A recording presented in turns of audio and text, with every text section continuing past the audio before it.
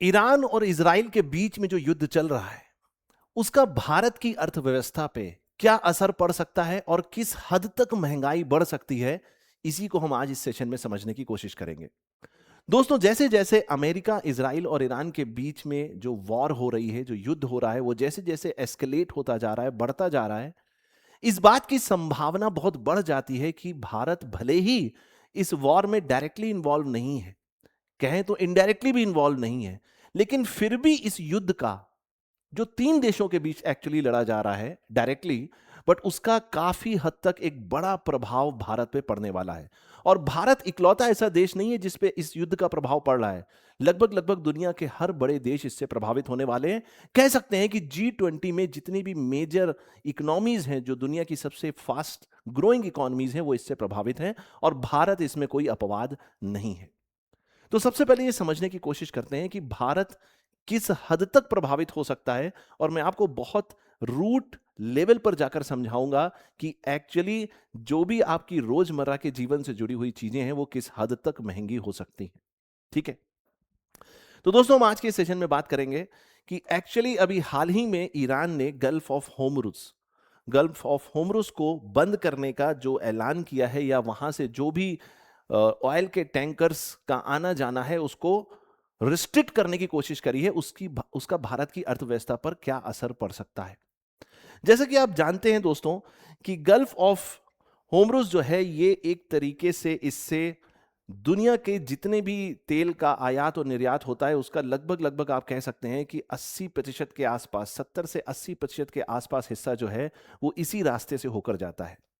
और ईरान की जो स्ट्रेटेजिक लोकेशन है वो कुछ इस तरीके से है कि ईरान चाहे तो एक तरफा इस स्टेट ऑफ होमरुस को पूरी तरीके से ब्लॉक कर सकता है, और इसका इकोनॉमिकल जो बहुत सारे रिपरकशंस हैं, कॉन्सिक्वेंसेस हैं, वो ग्लोबली हमें देखने को मिलते हैं।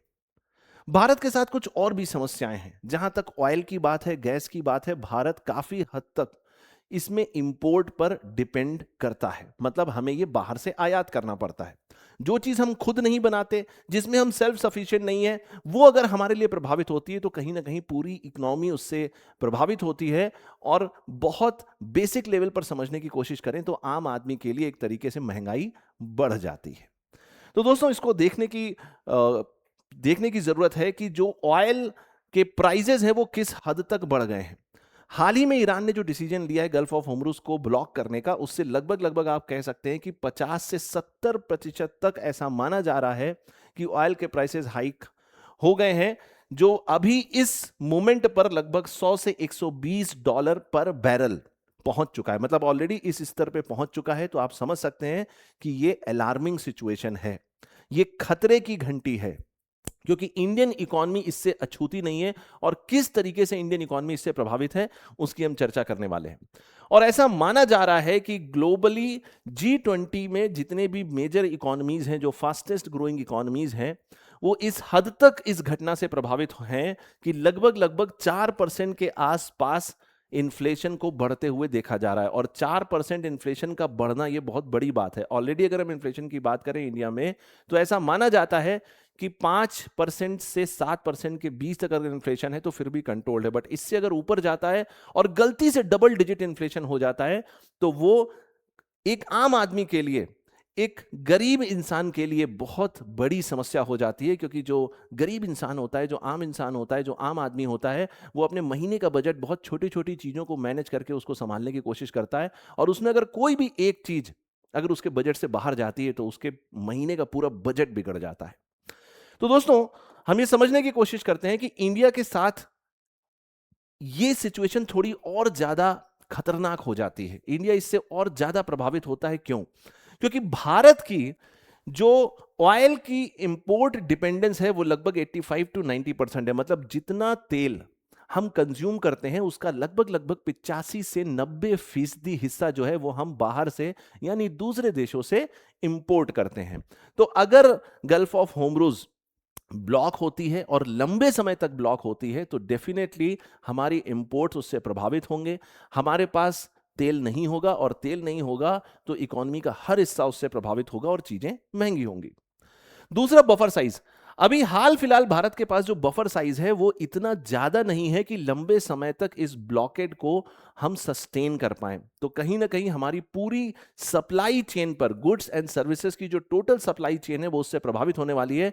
क्योंकि कोई भी गुड्स एंड सर्विसेज जब एक जगह से दूसरी जगह ले जाई जाती है, उसमें ट्रांसपोर्ट लगता है, उसमें ऑयल लगता है, और अगर ऑयल महंगा होगा, ऑयल अगर स्कार्स होगा, तो डेफिनेटली उसका प्रभाव हर एक लेयर पर पड़ेगा, और हर एक चीज, चाहे वो कोई भी गुड हो और कोई भी सर्विस हो, वो डेफिनेटली महंगी होगी।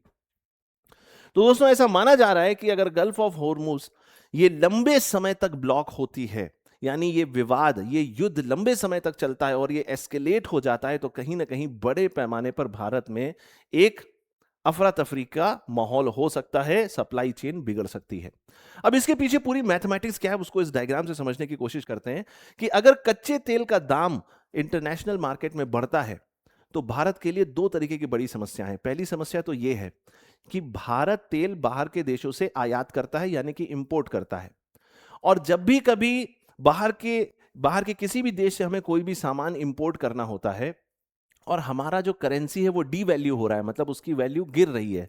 इसको इस तरीके से समझिए कि पहले जो रुपया था वो डॉलर के कंपैरिजन में अगर 85 रुपए था, तो अब वो पहुंच गया है 92 रुपीज, 92 रुपए पहुंच गया है।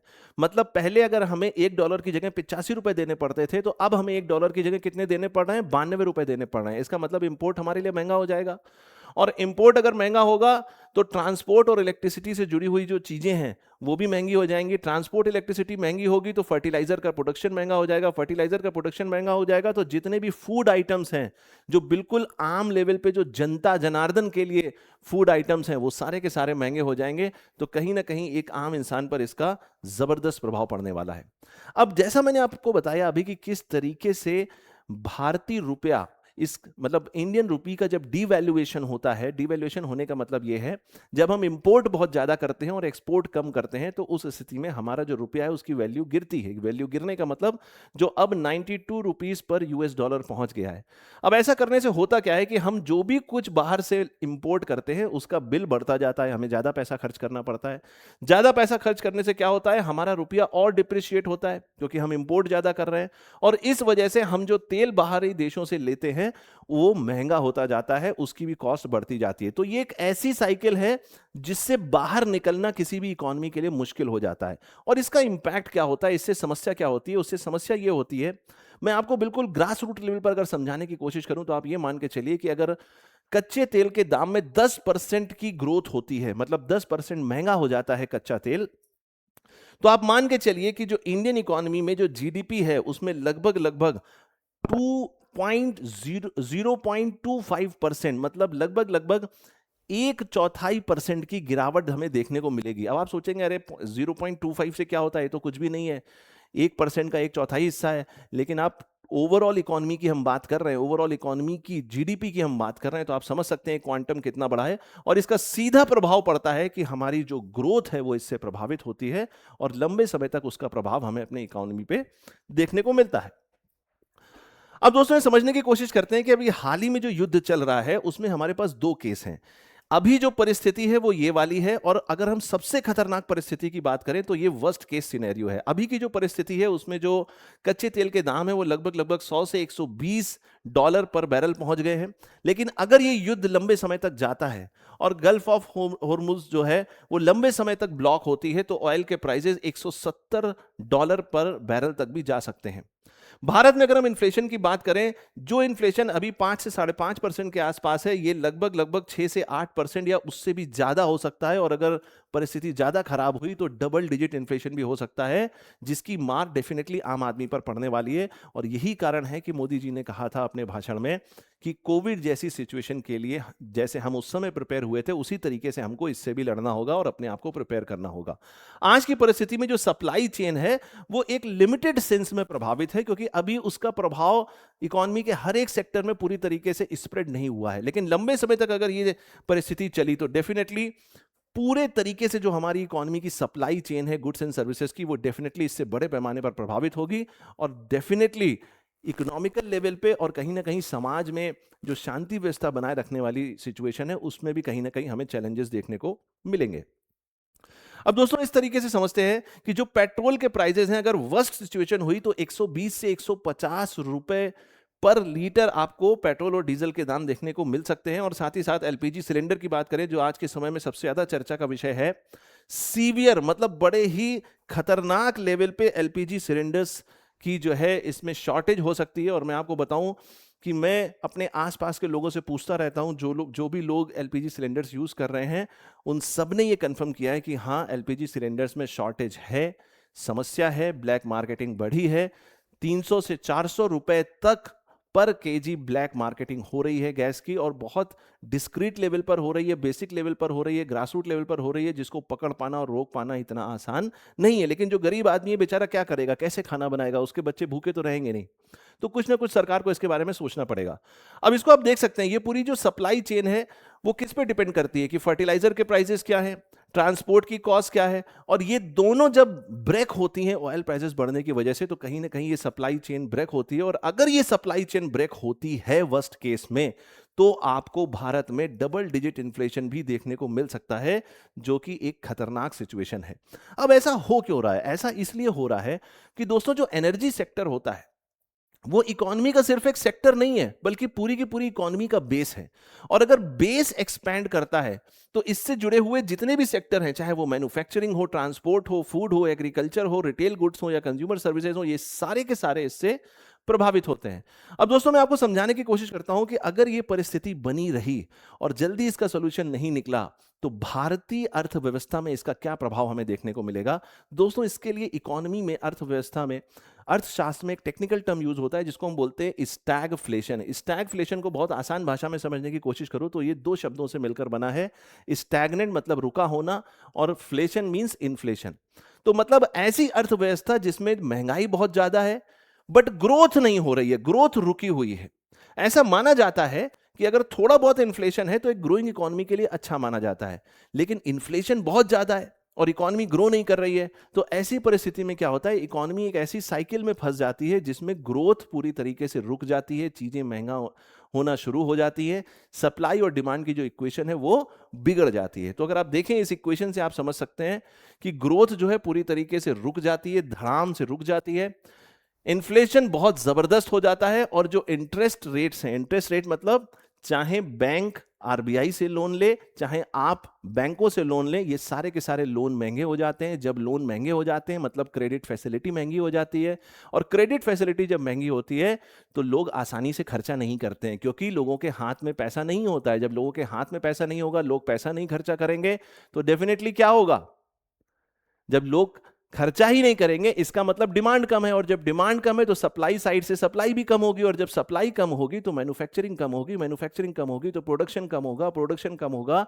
तो जो कंपनीज मैन्युफैक्चरिंग कर रही हैं उनकी ग्रोथ कम होगी, ग्रोथ कम होगी तो जॉब कट होगा, जॉब कट होगा तो अनएम्प्लॉयमेंट होगा, अनएम्प्लॉयमेंट होगा तो पॉवर्टी होगी। ये एक ऐसा विशियस साइकिल है जो चलता रहता है, चलता रहता है, चलता रहता है, और इससे निकलना आसान नहीं है।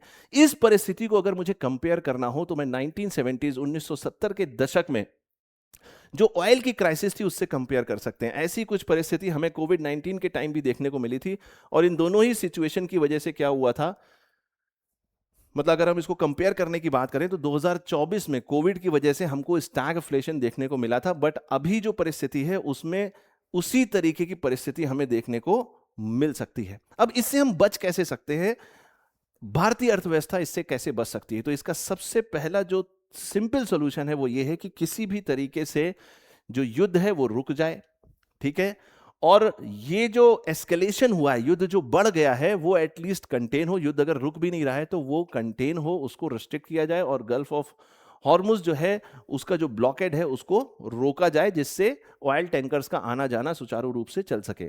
डोमेस्टिक लेवल पर क्या किया जा सकता है? डोमेस्टिक लेवल पे सरकार को क्या करना पड़ेगा, बड़े पैमाने पर फ्यूल सब्सिडीज देने पड़ेंगे और टैक्स कट करने पड़ेंगे, जिससे इकोनॉमी को पंप किया जा सके, जिससे आम आदमी को रिलीफ मिल सके, महंगाई बहुत ज्यादा ना बढ़े। अल्टरनेट सोर्सेज हमें ढूंढने होंगे, चाहे हम उसमें रशिया से बात करें या यूएस से बात करें या और कोई भी अल्टरनेट सॉल्यूशन देखने की कोशिश करें, जिससे कि हमारी जो डिपेंडेंसी है वो ईरान के पास जो गल्फ ऑफ हॉर्मुज है उस वाले रास्ते पर कम से कम हो। साथ ही साथ आरबीआई को बड़े पैमाने पर मॉनेटरी कंट्रोल मेजर्स भी अपनाने पड़ेंगे, जिससे इन्फ्लेशन को कंट्रोल किया जा सके। दोस्तों, इस तरीके से आप देख सकते हैं कि मिडिल ईस्ट में मिडिल ईस्ट में ईरान के द्वारा गल्फ ऑफ हॉर्मुज को ब्लॉक करने की वजह से जो सिचुएशन है, अगर ये वॉर लंबे समय तक चलती है, अगर ये ब्लॉक लंबे समय तक होता है, तो आप मान के चलिए कि भारतीय अर्थव्यवस्था को जो फेस करना पड़ेगा दैट इज स्टैगफ्लेशन। और अगर ये स्टैगफ्लेशन की परिस्थिति आती है तो चीजों के दाम बहुत बढ़ने वाले हैं, बड़े पैमाने पर गैस और ऑयल की शॉर्टेज होने वाली है, जो कि एक खतरनाक सिचुएशन होगी भारतीय अर्थव्यवस्था के लिए। मिलते हैं फिर किसी और सेशन में ऐसी इंपॉर्टेंट जानकारी के लिए। Till then, goodbye, take care, all the best, thank you so much, thank you everybody.